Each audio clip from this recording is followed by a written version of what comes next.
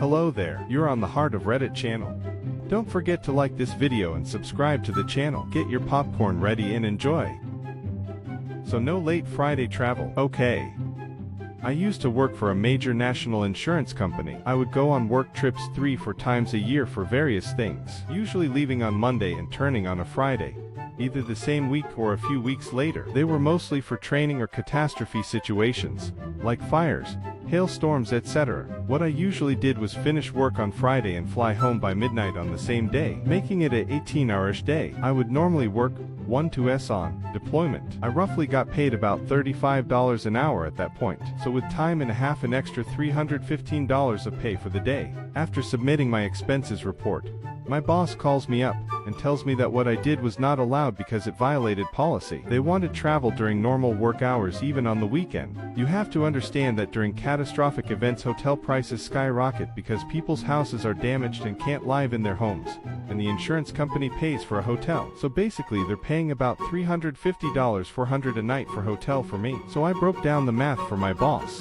$315 for me, or $350 for a hotel company, and they would still have to pay me for the travel day, which would still be at the overtime rate because I already worked 60-ish hours that week. He basically told me it was not him driving this conversation, it was his boss. So I worked there for 7 years. So for 21 plus trips, that conversation cost the company about $10K, $350 for the hotel, $50 per diem, at $105 of overtime pay I would get for the travel day, 2 extra hours, 8 hours instead of 6, all times 21 plus. But the real part that pissed me off was he had to spend another day away from my family. I got the small satisfaction that I cost more money because of the stupid rule. It's a mystery. Many years ago, I was working as a tech writer and posted items on government customers' website. My manager found a typo on the X-Files website, yeah, that long ago, and demanded that I fix it immediately. Naturally, being the most web savvy in our office, this was my responsibility. I tried explaining how web pages work, and that I was not Fox Studios, the owners of the site, and that I couldn't just go onto their web pages and make changes to their content.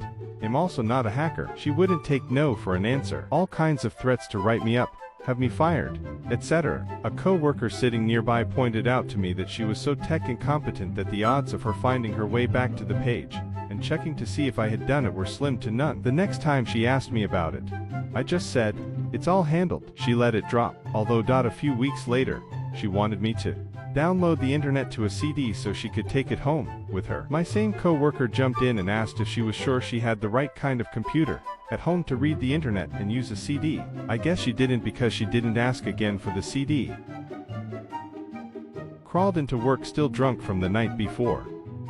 This happened a long time ago, 1996. I was working a local fast food restaurant, your typical McJob if you know what I mean. Well, it was approaching my 21st birthday, and I was planning a big party. I had simply requested not closing the night of or opening the day after for obvious reasons. They decided to not only schedule me to close that night and come in early the next morning, but whoever called in that morning would be fired on the spot. Well, though frowned upon, there was no real consequence for calling in the night of my party, so I drank way into the next morning, went to bed for a little while, then got up for ready and headed to work. I didn't drive, but for the life me could not tell who drove me. I just remember being dropped off in the parking lot and literally crawling to the front door, climbed to my feet to open the door, and made my way to the kitchen to get to work.